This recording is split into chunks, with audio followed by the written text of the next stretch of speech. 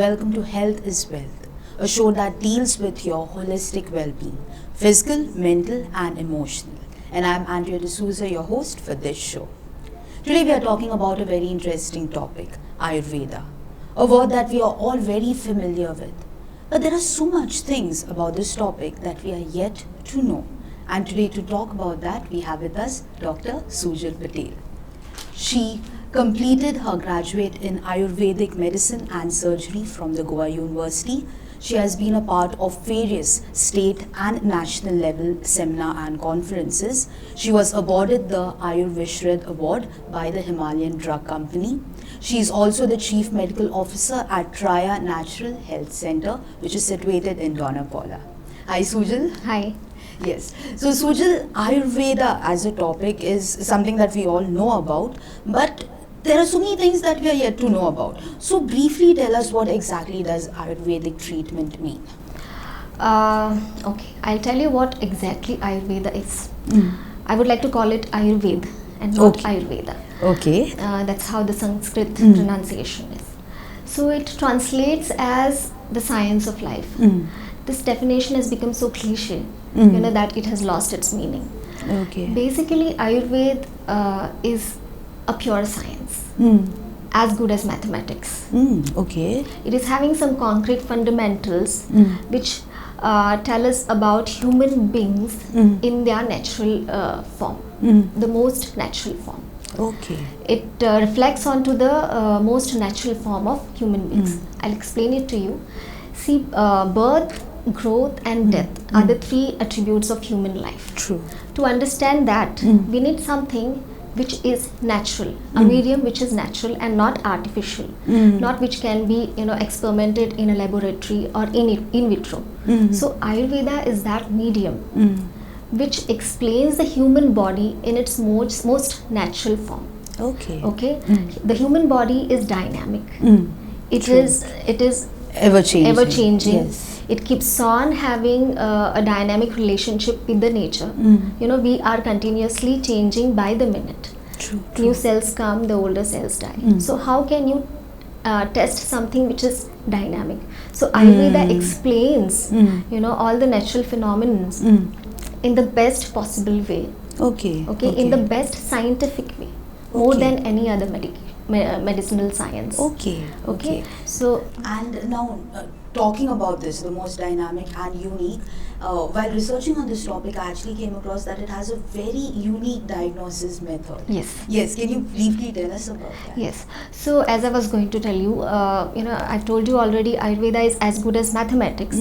So what is the definition of science? Something that can explain any natural phenomenon in the process of cause, mechanism and effect. Yes, okay, of course. There is a cause to something, then there is a mechanism that takes place after that, and then there is the effect. So Ayurveda has explained the cause, mechanism and effect of health as well as disease. For example, Andrea, if you are that kind of a person who follows all the dietary guidelines, all the proper lifestyle guidelines. You wake up early in the morning, you go to sleep, your sleep is proper, you exercise regularly, you follow everything that is required for you to be a healthy person. So what is the mechanism? Your intrinsic environment will be in proper homeostasis or balance, which will lead to health. Health is the effect of it. So this mechanism is explained in Ayurveda. It gives the cause of health. Similarly, it gives the cause of disease. If you're not doing things in proper manner, which is the cause of imbalance, the mechanism will lead to disease. So for every particular disease, there is a set of causes which have been discretely mentioned. There is a discrete pathology, the mechanism which has been mentioned, and then the disease, the types of diseases. Each and every symptom and sign has been discretely mentioned. So for me as an Ayurvedic doctor, even one sign or a symptom is sufficient to diagnose the disease. Wow. Of course, I'll be making use of things like, the history taking of the patient is important. Okay. The external examination, then, examination of your eyes, the tongue, the pulse examination, urine and stool examination. All those things are definitely important. They are the tools with which we can definitely, diagnose. But even the modern investigations. But it has to be a holistic, multifactorial diagnosis. It's not generalized, like somebody is suffering from osteoarthritis. We have to know through the Ayurvedic diagnosis which state and stage of osteoarthritis it is. True. Which is the dosha that is in imbalance, where exactly is the disharmony, the imbalance, where exactly the homeostasis is broken. This we have to find out. So this is what it is all about. And I like what you mentioned, the cause and the effect. So something that goes wrong, you just don't go and just treat it. Okay, take a few tablets and let's get rid of it. Rather, you go back to what is it that the person is doing that actually causes that, and you deal with that, and that's very nice. So you said balance. You use the word balance a lot. Ayurveda talks a lot about balance. How important is balance in this form of science?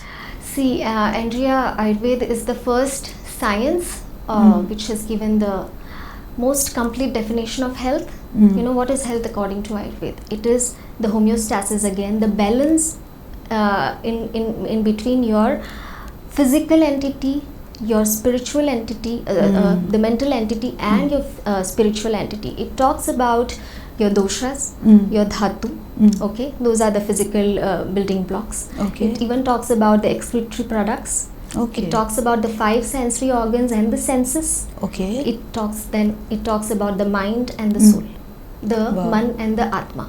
So this is how it says that there has to be a harmony, there has to be a homeostasis in all these intrinsic factors. If it is there, then it is health. If it is not there, then it is disease. Swastha or a healthy person is the one who is having harmony in all these factors. So that is the reason I am saying there has to be a balance in everything. The human body is made up of 5 elements. The 5 fundamental elements, you must be knowing about them: earth, water, fire, air and space. These fundamental elements are there in the universe as well. I'm made up of it, those 5 elements, you are made up of them, and everything else is. So if there is anything that is deficient in me, I will be using the nature to make up for that deficiency. If there is anything that is extra in me, then with the management, with the treatment, I'll have to give it back to the nature, and this is it all about. Interesting. So this very is where, interesting. Yes. So this is how the homeostasis has to be maintained. So as a medical practitioner, I have to find out exactly where that homeostasis is broken. Where that imbalance has gone, which is that particular dosh, because the 3 dosh theorem is the basis of everything. The 3 doshas are responsible for health as well as they are responsible for the disease. You can say they are the 2 sides of the same coin. When everything is in harmony, you have health. When there is something wrong with even one dosh, you have disease. The balance thing that you said is very interesting. Now, as you were talking about doshas, what are the 3 doshas, and please explain, what is it? How do you identify it? As I told you about the 3 dosh theorem is a very important fundamental for health as well as in disease. For a medical practitioner, for me, if a patient comes to me, I'll be checking which dosh is in disharmony. Which dosh is either it is reduced or aggravated or imbalanced. So I'll be looking out for that. Vata, Pitta and Kapha are the 3 doshas, and they are responsible, as I told you, for health also and for disease also. So let me give you an example. Vata is the dosh with attributes like dryness, coldness, then lightness or instability. So if there is an aggravation of Vata dosha in a subject or a patient, then there will be disorders which will be with these attributes. So there will be a lot of dryness in the body. There will be weight loss. There will be crackling of joints, because Vata is associated with degeneration also. Is it? Yeah. Okay. So there will be skin disorders associated with dryness. There will be pain. You know, so in non-inflammatory osteoarthritis, where Vata is the only dosha involved, there will be a lot of pain. Okay. So Vata is associated with that. Pitta dosha, its attributes are heat. You know, because it is Vata is made up of, in terms of elements, air and ether, whereas Pitta dosha is made up of fire and water. So Pitta dosha, when it is aggravated, there will be a lot of heat. There will be you know, disorders associated with burning, in terms of skin diseases with burning, or there will be burning in your stomach. So acidity, hyperacidity, or you know, diarrhea associated with that. You know, in general, a lot of body heat. Now come to the Kapha dosha. It is attributed with coldness, stability. It is grounded, it is heavy, it is you know, mucoid, you know, anxious, slimy. So disorders wherein these attributes are you know, seen, like there will be the respiratory mucoid disorders, or you know, indigestion associated with a lot of mucus formation, or there will be diarrhea, dysentery, which is associated with, you know, mucus formation, or there will be obesity, or there will be diabetes. There will be increase in weight. When there is aggravation of Vata, there will be weight loss. When there is aggravation of Kapha, there will be weight gain. You know, so this is how the three doshas they are associated with any kind of pathology, but we have to find out which is the one which is aggravated at that particular moment. You know, it's like a harmony that they are in, and naturally, that this is another you know, concept. We are naturally made up of various body constitutions. Like you could be a Vata person by birth, which is unchangeable. I could be a Pitta person by birth, which is unchangeable. So I am prone to Pitta disorders, whereas you are prone to Vata disorders. When there is a pathology, you are prone to them. So when a patient of a Vata disorder comes to me, and I find out that he is a Vata constitution person, I know that it is difficult to treat this disorder. Because the dosha is inherent. Yes, inherently it is, you know, the person is vulnerable to have a Vata. To those diseases. Yes. Okay. Now, in today's life, wherein, you know, things are pretty stressful, and as we say, the modern fast-paced life, many people actually suffer from illnesses more to do with the emotions. What does Ayurveda have to say about that? As in psychological disorders or stress-related disorders. Yes. See, stress is associated with everything that we do, so you cannot escape it. So if you Ayurveda, I will come to it later also. Well, at the end I would be telling you about this ideal guidelines to live life with Ayurveda. But if you try to maintain those guidelines in terms of your eating or your lifestyle, or even related to work, you know, then there is a less chance that you will fall vulnerable to the external stressors of modern life. We need to also understand somewhere, because Ayurveda also talks about psychological or spiritual knowledge. So what it says is, don't run so much about materialistic things. You know, Ayurveda was given as a tool to human beings, which will help them remain healthy to achieve higher purposes in life. You know, higher purposes. Materialism is clearly, it's not a higher purpose. So if you are going, so we should you know, sit back and introspect, where are we running? Why is there a lot of chaos, and why we need to be in this hectic environment? Okay, so once that realization comes in, which is what goes along with the principles of Ayurveda, you really sit back and then you organize your life, because Ayurveda also has clearly given guidelines to lead your life in terms of your daily routine, the routine at night, the seasonal routine. You know, so you know, there are guidelines given at what time you should wake up, you know, what you should do after that, how should you brush, how should, you know, what time you should pass your stools, you know, how you should eat, how you should go about your daily activity, when you should sleep, how much should you sleep, according to your basic body constitution. These guidelines are not same for everybody. Of course. So if you try to live a holistic life, you know, according to these guidelines, I know it is not practically possible to do that in today's era, but somewhere we should find a midway, perhaps, you know, a moderately midway, which will help everybody. And yeah, that's it, you know, because we need to find out, because as you can see, everybody almost is suffering from some or the other lifestyle disorder, and most of the lifestyle disorders today are associated with stress. So for us not to fall, if you are suffering from something, that is one thing, and secondly, if you are not, for both it is important that we sit back, introspect, analyze our health status today, and find out what we need to do, you know, according to our, or you can take help of us, we are there at your disposal, what you need to do in order to, you know, actually maintain a healthy lifestyle. And I think from our conversation also so far, it looks like it's all about a healthy lifestyle, yes, you know, rather than just avoiding certain diseases, yes, or treatment based yes, modalities. Yes. Now my next question is regarding a diet. How important is the food that you eat in Ayurveda? So Ayurvedic dietetics, you know, is vast. Okay. You cannot really, you could be having many episodes which would revolve around that topic that topic itself, because again it's a very important thing for health also and for disease also.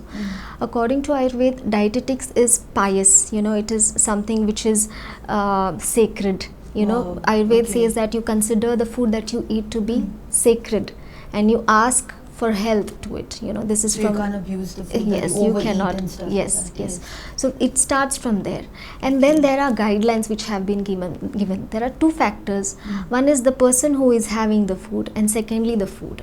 Okay, so there is a lot of stress and emphasis on the person who is eating, because there are guidelines about not only what you should eat and how much you should eat, but how you should eat, how you shouldn't eat, what time you should eat, you know. All these things have been clearly given in details. So it's not only about calorific values, it's not only about nutritional you know, measurements or quantity, you know. It's a lot of qualitative assessment in terms of Ayurvedic dietetics. For example, Ayurveda says the very important principle is to eat only when you're hungry, and not to eat not to eat according to the, you know, routine or time. If you are not hungry, is very different compared to what we hear today. Yes. If you want to have your lunch or dinner based on the time, and if you are not hungry, then there is a greater chance that you are going to suffer from indigestion. Okay, then there is the concept of repeated eating, every 2 hourly eating, or somebody comes up with the concept of, you know, intermittent fasting, where you fast for 8 hours, 10 hours. According to Ayurveda, it is completely irrelevant. What it says is listen to your body. If you're hungry at that moment, according to your body type, according to your metabolism, according to your hunger quotient, you need to eat your food. So while eating also, again it says that, you know, how much you should eat. There is a guideline given about that. How much liquid you should be having, you know. Then in terms of water, you should be only having boiled water. However filtered it could be, RO or whatever, it should be boiled, because boiled water is important for improving metabolism. It improves digestion. And then for Vata people, when to have water, for Pitta people, when to have it, for Kapha people, you know, everything is given in such great details. And then there are food groups that have been given, like the grain group, the cereal group, the pulse group, the vegetable group, the fruit group, the different types of milks have been given, different types of urines have been given, different types of meats have been given. So it's not. Then another thing is that Ayurveda says that it advocates veg food, but yes, it has given a lot of information about non-vegetarian food also. So it's okay with non-veg food, but preferably veg. That's the statement. Because in today's era, as we can see, I told you that we are suffering from a lot of lifestyle disorders. True. Most of them are inflammatory, and in inflammatory disorders, you should avoid overnutrition. We are all victims of overnutrition today. So non-vegetarian food falls in that category, you know. So that is the reason, go veg.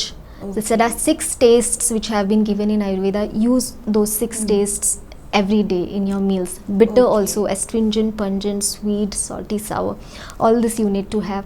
And then it also says, you know, that avoid junk, stale, avoid dead food. It should be fresh, it should be warm, you know. All those guidelines have been given. So there is a Okay. lot of information. Again, I know we are short of time, but I know this is important. Avoid Yes. incompatible food combinations like milk and fish, you Yes, know, yes. citrus fruits and milk, you know, this kind of incompatible food combinations one should avoid. Then a lot of I can't remember exactly, but there is a whole lot of information. And it's very interesting. So even for our viewers out there, you can actually research more Yes. on this topic Yes. itself, you know. And yes, and we always have Dr. Sujal here, you know. So quickly, now we are in the monsoons and it's raining outside. Many people fall ill because of their immunity system. Yes. What does Ayurveda say about our immunity system? How can we strengthen our immunity system? See, if you are a healthy person with a strong immune power, yet in rainy seasons your metabolism is low because of the climate, your energies are low, your immunity is low. That's why it is important to go veg, as I told you, to drink boiled water, to have food warm, lighter, you know. So you prefer recipes which are like gruels, stews, porridge, soups and all, you know. So those are the preferable recipes, and don't go for fried food. I know people crave for pakodas Of or, course, you know, in the rain. fritters, but that is not an ideal thing to do. Okay. And in terms of fruits and vegetables, go seasonal, go local. Don't go for fancy foods, you know. Avoid raw food. Again, I would like to stress on this: avoid raw food, avoid leafy vegetables because they are infested. And as I was saying, you can go for boiled water and medicated water, like you know, something like dry ginger water or dry coriander seed water is very ideal. It boosts your metabolism. And very, very important is, if you are prone to have fever or any inflammation in this season, it is very important that you avoid any kind of oily food, any kind of fermented food, stale, fried food like idli, even idli, dokla, all those kinds of South Indian recipes you should be avoiding. Just have pears, you know, if you are suffering from fever, just have pears or have some moong soup or something. And do not go for having, you know, do not go for antipyretics, because they will again like paracetamol or something, or antibiotics. Why so? Because you are resisting your you're resisting the disease, and then there's a chance that it can come back to you. I have many patients who come to me with many kind of inflammatory disorders. Fever is the most common thing. I don't prescribe them much medication, just a single, you know, minimal drug just to reverse their pathology. But diet becomes very, very important. They need to be put on minimal diet, which is just required for survival. So, you know, something like a pears or rice gruel till the time your hunger builds up. And then there is a medicine known as guduchi in Sanskrit. It is Stenosporia cordifolia. It is available in Ayurvedic pharmacies. The water decoction of this medicine is very, very beneficial. It is good even for children and even for adults. So you can use that. With that, within a day or within hours, you can see that your fever or your inflammation is going down. It could be diarrhea, it could be vomiting, anything, you know, associated with indigestion also. Okay. Now my final question to you, and I'm sure our viewers also would be very interested in that. Today we have so many different ways of treatment, Ayurveda, and we have, you know, the regular, you know, medical. So how is Ayurveda comparable with, or how do you compare it with the more modern methods of treatment? See, Ayurveda, the aim of Ayurveda is two-folded. One is prevention, and it talks a lot about prevention, and second is cure. The cure is again not just suppression or you know, not controlling the disease. It is disease reversal. So it's not there anymore. You it's undo not the there wrong anymore. That you've done. Yeah. So people think that when they go for Ayurvedic medication, they expect that it will be as good as allopathic medication in terms of time, in terms of, you know, immediate benefits, without doing anything. See, Ayurveda puts the responsibility on the patient. It is not the responsibility of the medication. Medication is not important. What you're doing at that moment when you get a disease or a deformity is important. So that's why a lot of emphasis is put on diet. For example, disorders like hypothyroidism or even diabetes, a diabetic patient, when they come to me, it doesn't even take a week for them to get their blood sugar levels to normal. Wow. Okay. With no anti-diabetic modern medication, but tight diet control, tight exercise regimen, and very minimal science-based, evidence-based Ayurvedic medication. Okay. If but that, for that matter, I should be clever enough to find out what is what is wrong in that particular The patient. diagnosis Yes, also the is important. diagnosis is also important. Okay. In which state and stage of disease that patient is in. But let me tell you, it doesn't even take a week for us to see. And then we have an evidence in the form of various blood work or investigations. So I would say Ayurveda gives you a scientific way to treat disorders, reversing the pathology and not just resisting it's not just take care of the symptoms or take care of the disease, but reverse it. Reverse. Very nice. Yeah. Thank you so much, Dr. Sujal, for actually coming on our show and telling us about Ayurveda. Your explanation was really beautiful, and I'm sure our viewers would have learned a lot from today's episode. Thank you, Andrea. Yes, as I always say, health is wealth. Keep your health safe. See you next week with another interesting topic on health is wealth. Till then, it's me, Andrea, saying thank you.